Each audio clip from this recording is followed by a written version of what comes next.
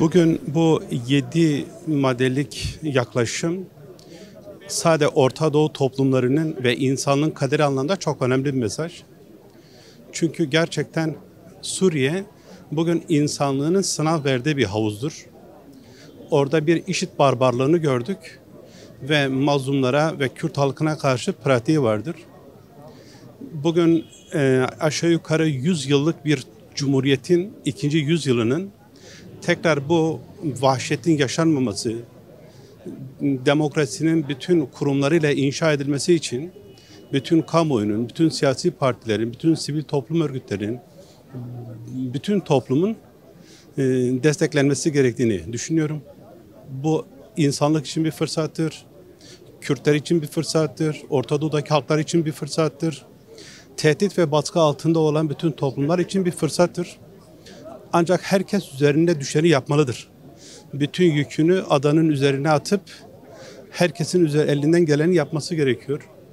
Bu anlamda bugün burada yapılan barış nöbeti çok kıymetlidir. Bu barış nöbetinde dünyadaki bütün barış severlere buradan da selam olsun. Önemli bir şanstır. Şimdi bilindiği gibi Suriye'de yeni bir inşaat süreci yaşanıyor.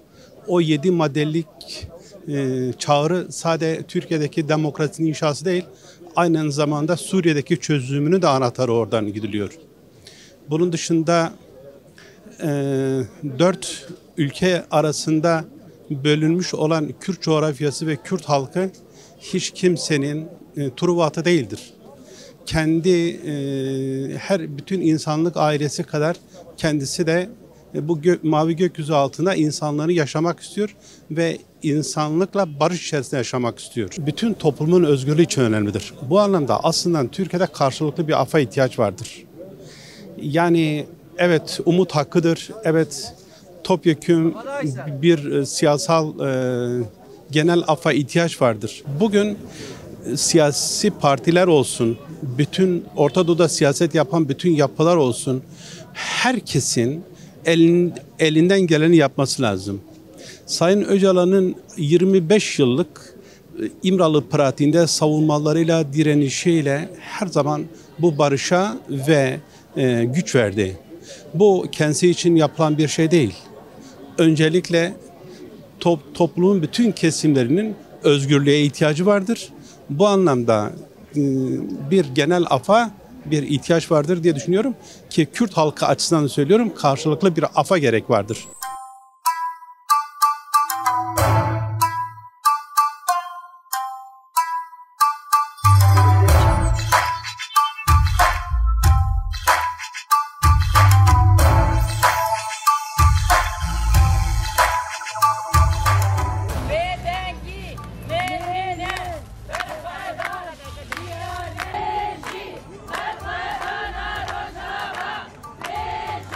Sayın Öcalan'ın mesajını çok kıymetli değerlendiriyorum. Fakat gittiği yer çok sağlıklı bir yer değildir. 1000 defa siz bu Osmanlı oyunlarını bozarsanız bir 1001. Oyununu devreye sokacaklar ve dolayısıyla şu anda bir oyun devrededir. Adamlar daha Ekim'in başında ne dedi? El sıkıştı değil mi?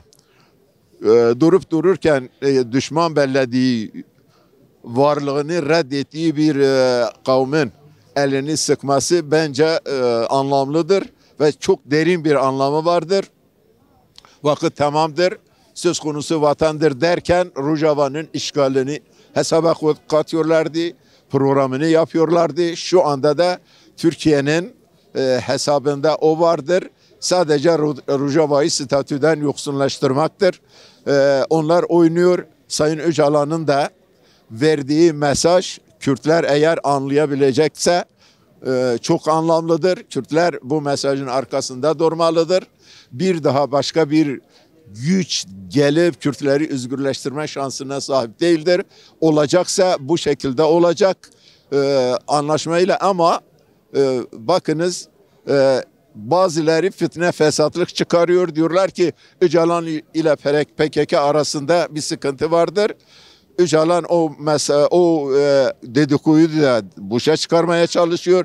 Diyor ki ben her bir şeyi Kürt halkı adına, örgüt adına da yapma, söz verme, çözme gücüne ve kabiliyetine sahibim diyerek bu mesajı kendi halkına da veriyor, düşmanına da veriyor. Bunu demek istiyorum.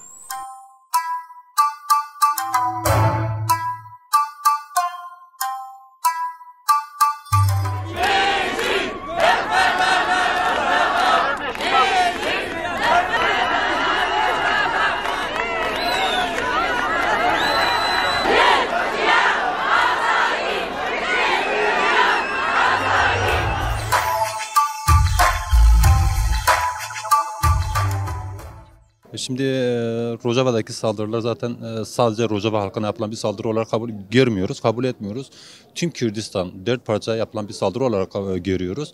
Bizim de eylemlerimiz buna karşılıktır. Yani bu sadece Surucu Nusaybin'le aslında sınırlı kalmamalıydı. Bütün Kürdistan bölgesinde hani bunun ayaklanmaların olması lazım.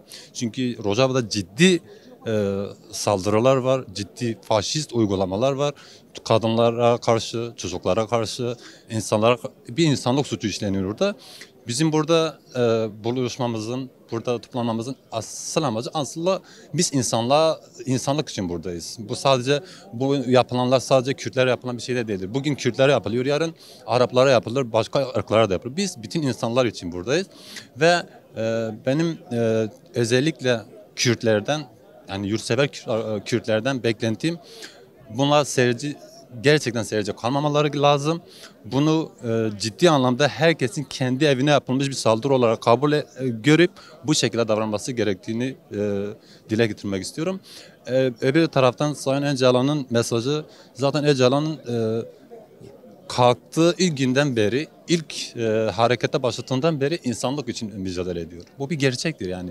Sadece Kürtler için temelinde insanlık içindir. Evet, şu an Orta Doğu'da belki en çok ezilen halk Kürtler olduğu için en planda Kürtler görünse de bizim mücadelemiz, Kürtlerin mücadelesi, özellikle Önder Apo'nun mücadelesi insanlık onuru içindir. Mesajı bizim için esastır. Onun belirlediği yolda hareket edeceğiz, etmeye de devam edeceğiz. Hiçbir şekilde yılmayacağız. Baskılar bizi yıldıramaz şiarıyla meydanlarda inşallah daha gür bir şekilde toplanacağız.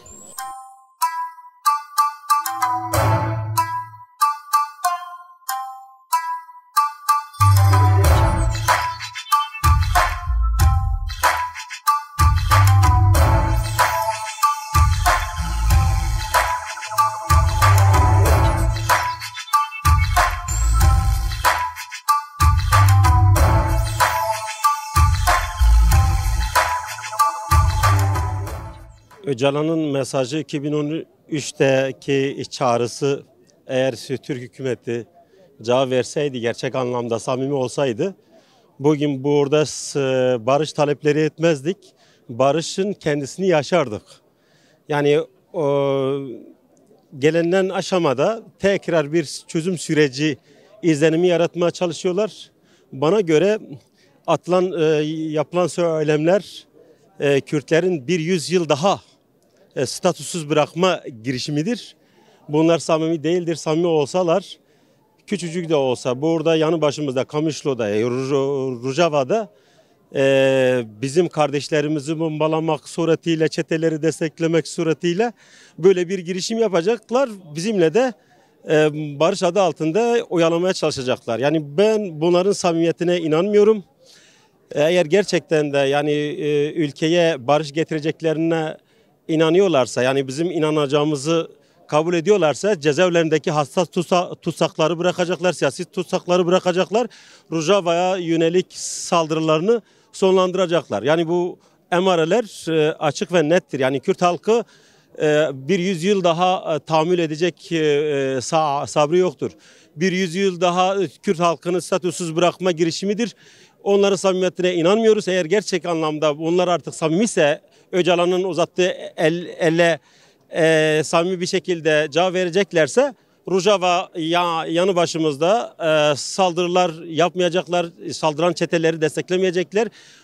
Bir deklarasyonla Rojava'daki halkın da bir toplumsal halk olduğunu, Kürtler olduğunu, statüsünün gerekliliğini, vurgusunu yapacaklar.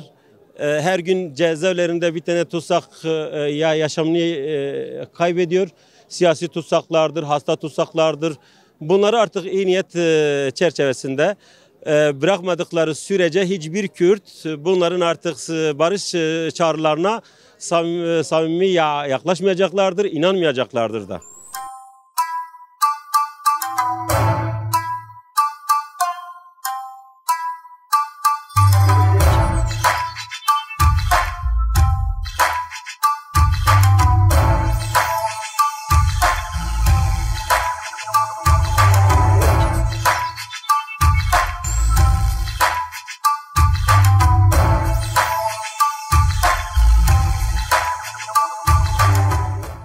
MHP aslında AKP-MHP koalisyonunun sözcüsü Bahçeli'nin ilk günden yaptığı çıkışın kendileri açısından yani Türkiye açısından ne kadar sıkışık bir dönemden geçtiğinin göstergesiydi.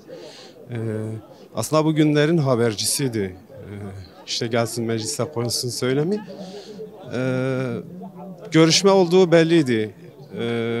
Bazı görüşmeler yapılmıştı önderlikle. Herhalde şartlar olgunlaşmadığı için biraz uzun sürdü. Bu arada Rojava'da ve Suriye'de bir sürü gelişme oldu. Esad düştü. Esad'ın düşmesiyle Suriye hükümeti bütün dünyadaki çetelerin eline geçti. DAEŞ'e bir zemin doğdu orada. Tabii ki Rojava'nın bu durumda nasıl çıkacağıyla ilgili önderliğin çıkışı çok önemliydi. Çetelerin saldırıları devam ederken tabii şu an kendini Suriye hükümeti olarak ilan eden HTŞ'nin Rojava'ya bakış açısı çok önemli. Sanırım aralarındaki anlaşmazlık devam edecek çünkü Türkiye destekli oldukları için Türkiye'nin orada baskısı var. Ne Rojava'da ne de Bakur'da ne de Başur'da Türkiye Kürtlerin kendi kendini yönetmesinin önüne hep tıkayacak öyle gözüküyor. O yüzden mücadele çok önemli. Önderliğin vereceği mesajlar Kürt halk önderi olması itibariyle bütün halkta olumlu bir hava estirdi. Bir barış havası estirdi.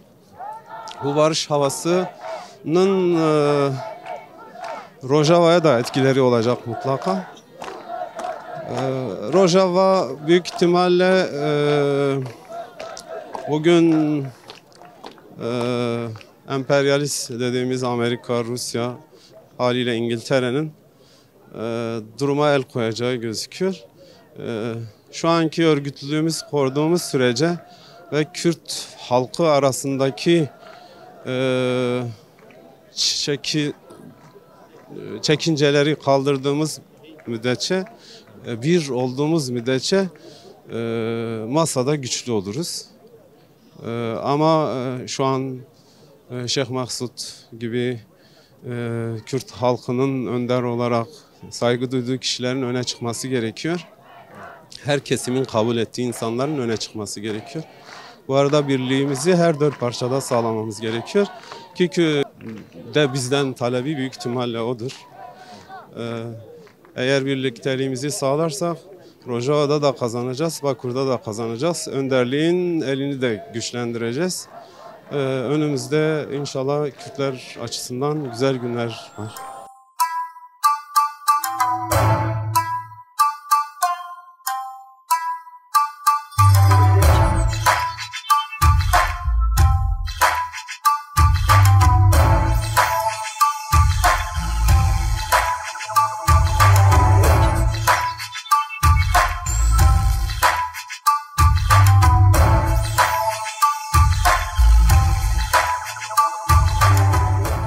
Normalde şu anda özellikle Rojava'daki bu süreçle ilgili yani bu Kürt halkının birlikte hareket edilmesi bir de eğer Barzani'de Kürt hareketi arkadaşlarına beraber hareket ederse yani çok güzel bir şey çıkacak Rojava'da. Şu anda zaten Rojava'nın gücü bellidir.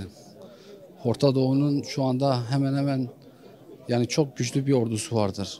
Yani bu tür birlikte biz de burada destek versek yani tüm Kürt halkı demeyelim işte sadece parti çalışanları yani tüm halklar mücadele etse inan ki başaracağız yani başarmaya da çok yakınız. Öcalan mesajı da çok iyidir. Yani nasıl barış açısından yani çok güzel bir mimardır Öcalan. İnşallah öyle düşünüyorum ki barışı yani tüm Türkiye halkı duyacak, tüm dünya duyacak. Yani bu barış sürecinde özellikle muhalefet grupları destek vermesi, bir de diğer partiler destek vermesi, tüm yazarların, televizyonlara çıkan yazarların bir an evvel elini taşın altına koyması çok güzel bir şey olacak yani. Güzel bir açılımdır. İnşallah bu sefer başaracağız yani. İnşallah başaracağız yani. Yani şu anda biliyorsunuz Orta Doğu'da sadece Bakur üzerinde değil tüm Orta Doğu'nun tümü yönünde Sayın Abdullah Öcalan'ın vereceği mesajlar geniş halk kitleleri tarafından sağduyuyla değerlendirildiği için ben değerli buluyorum. Diğer taraftan spesifik olarak Bakur'un bu tarafından Rojava'ya bakıldığı zaman bu saldırıların sistemsel olarak durması için insanların buradaki toplanan ve burada toplanmayan herkesin de bu saldırıların durması, oradaki insanların gündelik hayatlarına devam edebilmesi için bir çaba içerisindeler. Beklentiler o yöndedir.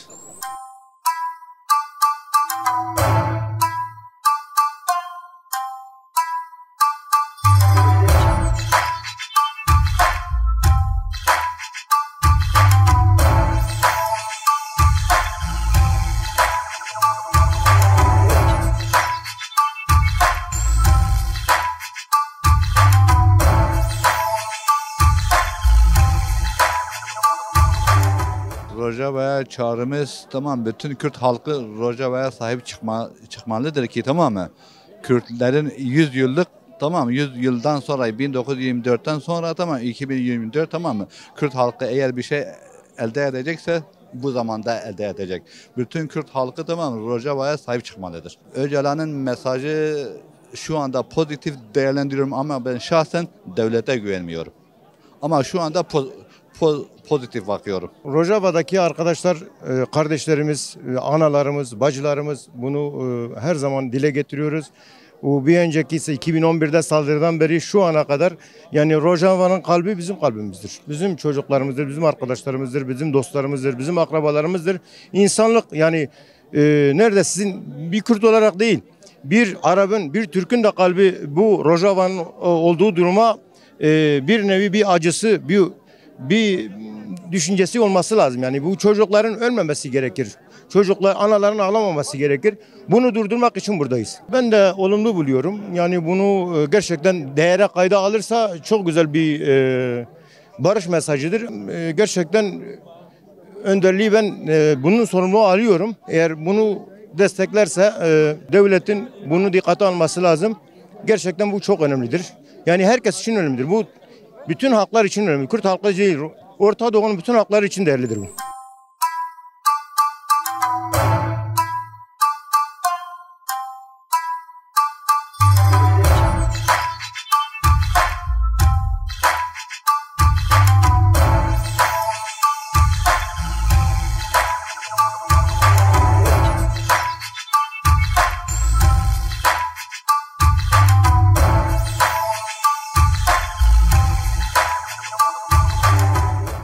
Şimdi Rojava, şimdi zaten karşıda görüyoruz zaten, buradan görünüyor.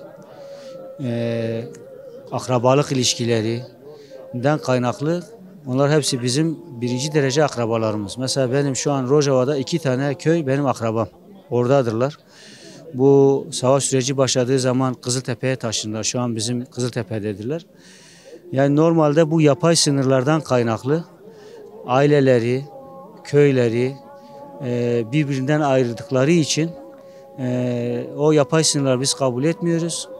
Biz kendi akrabalarımıza sahip çıkıyoruz. Akrabalarımıza bir sorun olmasını istemiyoruz. Onlara sahip çıktığımızı göstermek için biz buradayız. Şimdi Sayın Öcalan'ın değerlendirmeleri çok yerindedir. Biz Kürtler olarak ilk günden beri barışa hasret duyuyoruz ve barışa inanıyoruz ve barışa olan inancımız tamdır. Ve biz barışın sağlanmasını istiyoruz. Bu kaos ortamı, bu tekçi zihniyet hem toplumu birbirinden ayırıyor, toplumu bütünleştirmiyor, hem de toplumun içine nifak tohumları sokuyor. Bundan kaynaklı onun değerlendirmeleri çok değerlidir. Bizim olmazsa olmazımız bu mücadeleyi barışla taşlandırmak olarak görüyoruz. Ama yani şöyle bir şey var, yani şunu insanlar kaçırıyor. Şu an bir yerde bir orman yangını çıktığı zaman, yani orman yangını olduğu zaman kütük yanmış, yaş ağaç yanmış, fidan yanmış, kuş yanmış hiç fark etmiyor. Yani o ormanda bir yangın çıktığı zaman hepimiz yanıyoruz. Şu an Orta Doğu'da çok büyük bir yangın var ve bu yangından da şu an sistemi arkasına alıp sistemin nimetlerinden faydalanıp, iktidarın nimetlerinden faydalanıp liberal takılan arkadaşlara sesleniyorum. Bu ateş hepimizi yakar ve bizim sırf bu ateş bizi yakmasın diye biz diyoruz ki, ısrarla diyoruz ki barış, birlikte yaşam ve biz beraber herkesin kendini ifade ettiği, kendini özgür yaşadığı, kültürünü özgürce sahiplendiği Rojava modelini tecrübe edildiğini ve bunun Orta Doğu'da sadece bu modelin hayat bulacağını deneyimlenmiş bir şekilde gördüğümüz için biz bunu istiyoruz. Bundan kaynaklı Sayın Öcalan'ın çağrısını çok yerinde buluyoruz ve değerli buluyoruz.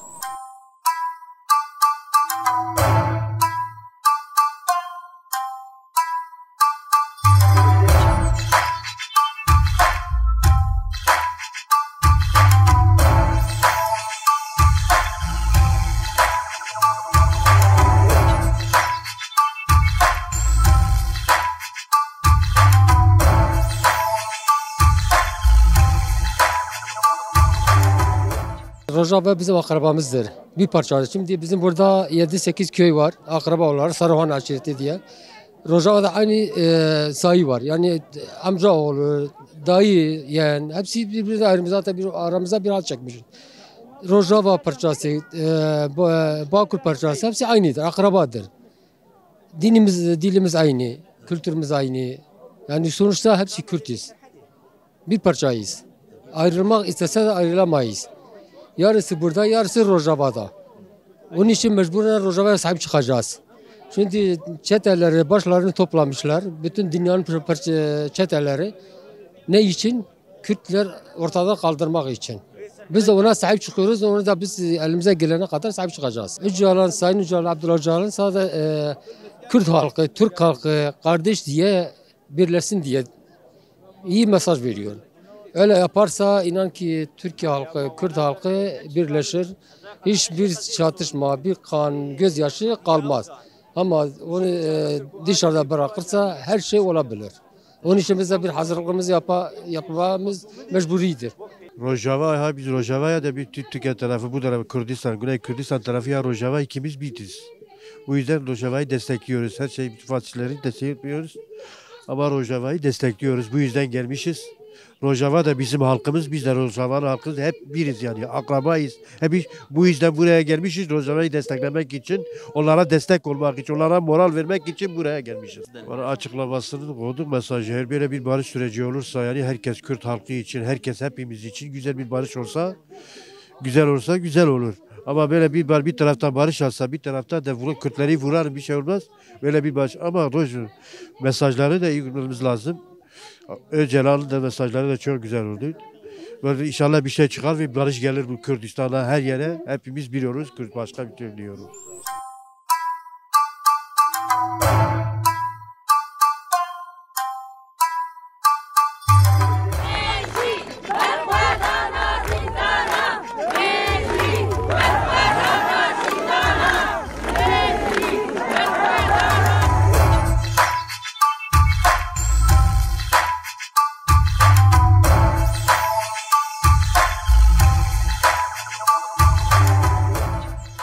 Şimdi Demokratik İslam Kongresi olarak bu şekilde Rojava'ya sahiplenmeyi kendi onurumuz, kendi haysiyetimiz, halklarımızın birliği, bölge halklarının da kardeşliği üzerine inşa edilmesi olarak biz görüyoruz. Rojava ile Bakur arasında ekonomi, kültürel, akrabalık bağı çok güçlüdür. Araya çekilen bu suni sınırların kaldırılması, zaten hiçbir anlamı olmayan bu sınırların bir anlamının da olmadığını ifade ediyoruz. Biz Kürt alimleri olarak Kürt halkına şunu diyoruz: her ne kadar aramıza sınırlar da çizseler, farklı suni kimlikler de bize azat etseler de bizim halkımızın birlik olması, mücadele etmesi ve alimler, şeyhler, seydalar, mevlalar olarak halkımızın yanında omuz omuza, el ele onların yanında mücadelelerine de sahiplenerek beraber bu özgürlüğümüze, haysiyetimize, onurlu ve umut vaat eden bir geleceği çocuklarımıza bırakmak için mücadele etmeliyiz. Demokratik İslam Kongresi bu açıdan kendi rolünü oynamak üzere belirli çalışmaları mevcuttur. Her dört parçadan Kürtlerin birliğini sağlamak adına, Kürtlerin birliğinin tesisi açısından, Rojava'nın geleceği statüsü açısından, özellikle İslam adını kullanarak halkımıza saldıran ve kendilerini Müslüman olarak gösteren bu kesimlere karşı bütün alimler olarak biz de bu mücadelenin içinde yer alacağız. Öcalan'ın mesajı, Kürt halkının lideri, iradesi olan Öcalan bölge için bir umuttur. Bölgenin barışı, huzuru, insanlığın, medeniyetin yeniden inşası adına onurlu bir mesajdır. Halkımızın birlik beraberliği açısından çok önemlidir. Aynı zamanda bölgedeki diğer halkların da uzun yaşaması, bölgedeki birliğin tesisi açısından da çok önemlidir. Çok değerli görüyoruz. Halkımızın ciddi olarak buna sahiplenmesi gerekir.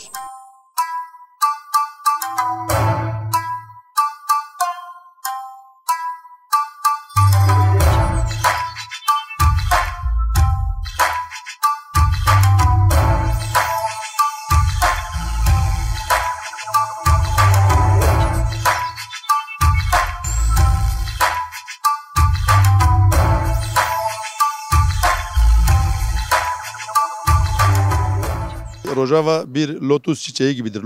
Lotus çiçeği en böyle bataklıkta biten lotus çiçeği misali.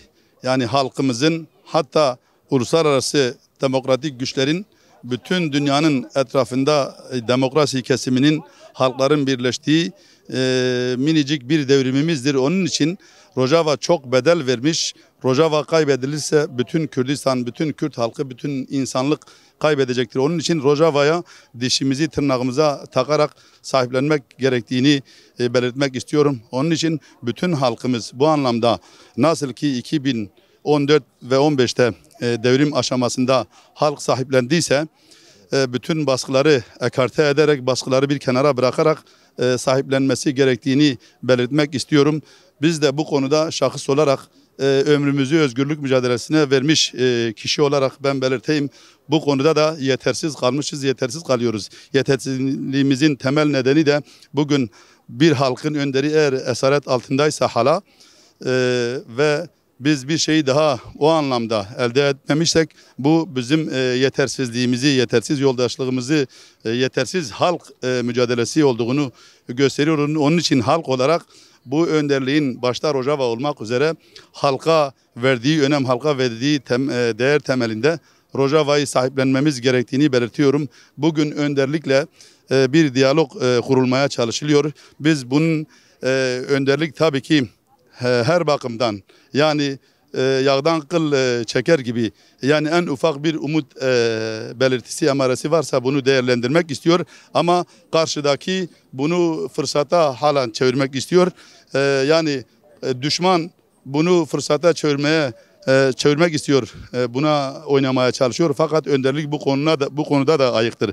Yani tek bir kelimeden önderlik kapsamlı değerlendirmelere ulaşacak güç ve maharettedir. Onun için halk olarak da gerçekten bu önderliğe, bu harekete, bu halka, özellikle Rojava'ya sahip çıkmamız gerektiğini belirtiyorum. Onun için elimizden ne geliyorsa, yani bir taş gerektiriyorsa, bir slogan gerektiriyorsa, bir yürüyüş gerektiriyorsa, yani Rojava'nın mücadelesinin boşa gitmemesi için, heba edilmemesi için dişimizi tırnağımıza takarak bu Rojava'ya sahip çıkmamız gerektiğini düşünüyoruz. Rojava kaybedilirse Kürdistan kaybeder, Rojava kaybedilirse bütün insanlık kaybeder. Onun için kim oynarsa oynasın, başta Rojava olmak üzere, bugün Rojava kaynayan bir yaradır. Rojava en şiddetli çelişkinin yoğunlaşmış merkezi Rojava'dır. Onun için çelişkinin merkezinde bizim de yoğunlaşmamız gerekir. Gerçekten önderliğin gerçekten gururla, onurla bize aferin bir anlamda demesi için elimizden gelen her şeyi yapmamız gerektiğini belirtiyorum. Onun için bütün halkımıza, bütün insanlığa tekrar çağrıda bulunuyorum. Rojava'ya sahip çıkalım, hareketimize sahip çıkalım. Kürt halkı olarak öncelikle bizim görevimizdir. Kürt halkı buna sahip çıkmalı. Bugün gördüğünüz gibi bir yürüyüşümüz oldu Nusaybin'de. Nusaybin'le Kamışlo zaten tellerle, her zaman belirtildiği gibi tellerle örülmüş ama duygumuz, ruhumuz, heyecanımız birdir. Rojava'ya sahip çıkalım, halkımıza sahip çıkalım. Bütün özgürlük mücadelesini veren fedailere başta olmak üzere hepsine başarılar diliyorum ve önderliğe Rojava'ya, yani Rojava şahsında önderliğe sahip çıkalım ve bütün onurlu insanlara başarılar diliyorum. Serkeftin diyorum.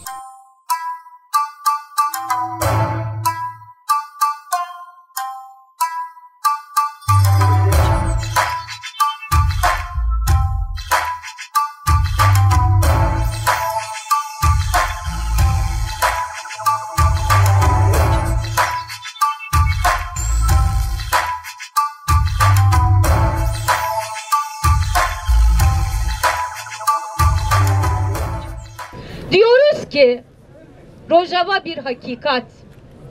Rojava halkların büyük emeklerle ortaya çıkardığı bir hakikat. Rojava yalnızca Suriye'ye değil, Orta Doğu'ya eşit ve özgür bir birliktelik için model olabilecek bir hakikat. Rojava Türkiye'yi ateş çemberinden koruyacak bir hakikat.